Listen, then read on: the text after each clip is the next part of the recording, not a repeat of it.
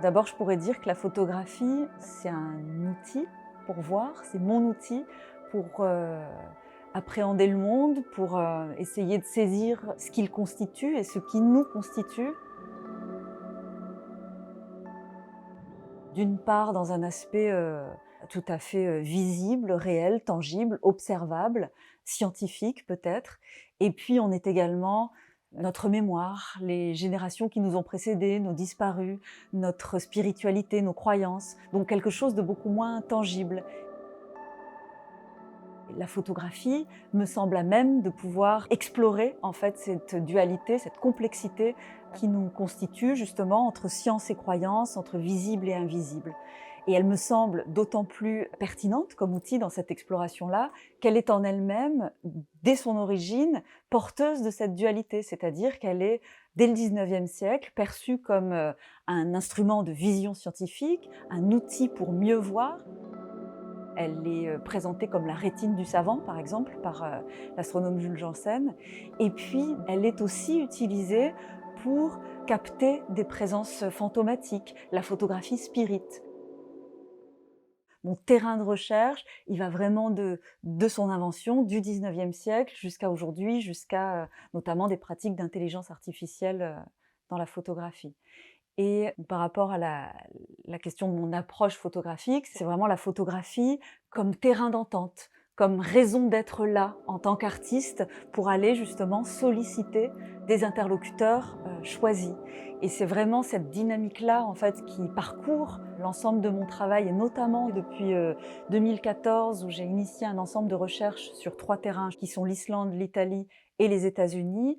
En Islande, puisque l'on va chez le médium comme on va chez le dentiste, j'ai travaillé avec des médiums et puis j'ai aussi travaillé avec des généticiens parce que si l'on prend 2 Islandais au hasard, au maximum, ils sont reliés au 5e degré. Donc c'est une autre forme de réalité cachée, en tout cas cachée à l'œil, qui existe en Islande. En Italie, c'est la question du miracle qui a conduit mes recherches.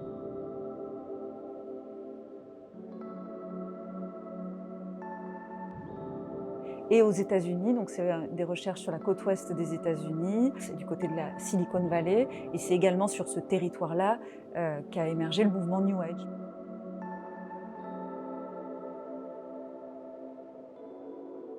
Moi, ce qui m'inspire et ce qui m'interroge dans le même temps, c'est très photographique, c'est cette question des images qui nous entourent, qui sont peut-être de plus en plus présentes, ou en tout cas dont la présence est de plus en plus rapprochée. Je pense évidemment à la question du flux de l'image, mais également des réseaux sociaux, à la réalité virtuelle, augmentée, donc des formes d'images qui s'immiscent dans notre réalité, et donc un monde des images qui nous englobe, dont la matérialité évolue. Et ce qui m'intéresse, c'est d'essayer de comprendre dans quelle mesure cette évolution, elle a un impact sur nous également et elle nous fait également évoluer. Comment il peut exister un lien entre l'image augmentée et l'humain augmenté. Et donc c'est vraiment ces questions-là qui m'ont donné envie d'aller explorer ce territoire de l'Ouest américain, où il me semble que se formulent 2 propositions quant au développement possible proposé à l'humain, c'est-à-dire une forme de développement qui soit guidée par la science, donc une manière de s'augmenter par l'intelligence artificielle, par une volonté de repousser les frontières de la mort, et puis une manière de s'augmenter qui serait plus du côté de la spiritualité et du développement personnel. La toute première pièce qui est issue de ces recherches américaines, c'est un travail qui s'appelle Le soleil ni la mort et qui a donné lieu à l'édition d'un livre aux éditions Delpire & Co.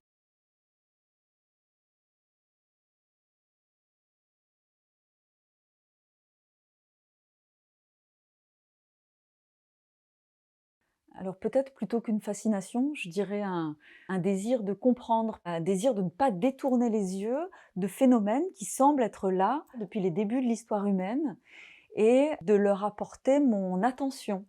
Et en apportant cette attention, d'agrandir le champ des possibles, d'ouvrir un pourquoi pas. Et dans le même temps, finalement, d'assumer aussi une forme d'incertitude ou de questionnement perpétuel, en tout cas une forme d'irréductibilité du mystère.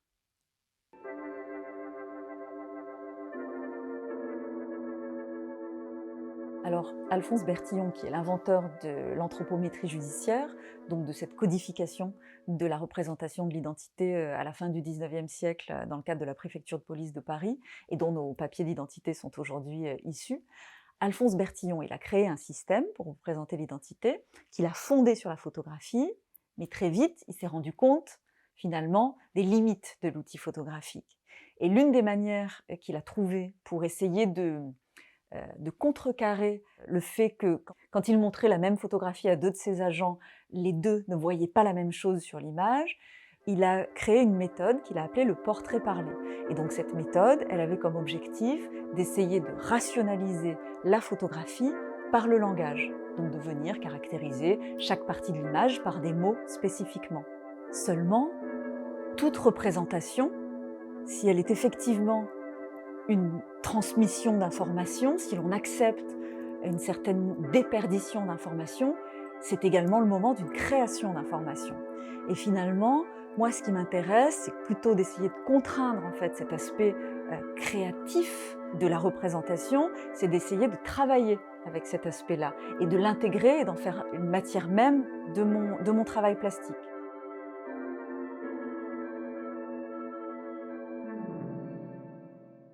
Et c'est justement ce que me permet d'activer la relation image et texte, tout en questionnant dans cet écart la manière dont notre regard est conditionné par nos croyances finalement, et comment finalement notre regard il est aussi habité par une forme de projection finalement d'une intériorité.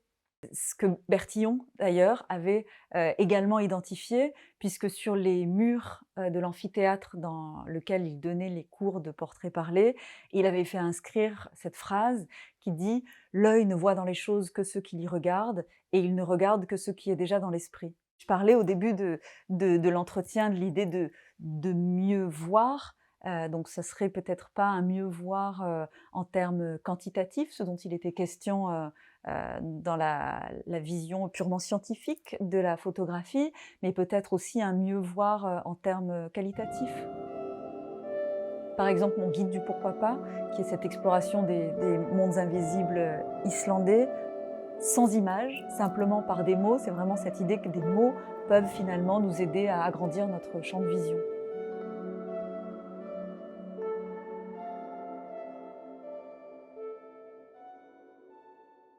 En ce moment, je travaille principalement sur toute ma matière américaine et plus spécifiquement sur un ensemble de 12 dispositifs qui croisent à la fois la photographie, le film, différentes matérialités d'image et qui vraiment explorent la question de comment se déploie un récit. Donc c'est un ensemble qui s'appelle les 12 West Coast Stations, donc les 12 stations de la côte ouest, et qui sont à la fois autonomes et me permettent de dérouler un récit et de partager les différentes rencontres que j'ai pu avoir sur ma route lors de ces recherches entre le directeur de l'intelligence artificielle de Facebook ou un grand prêtre cherokee.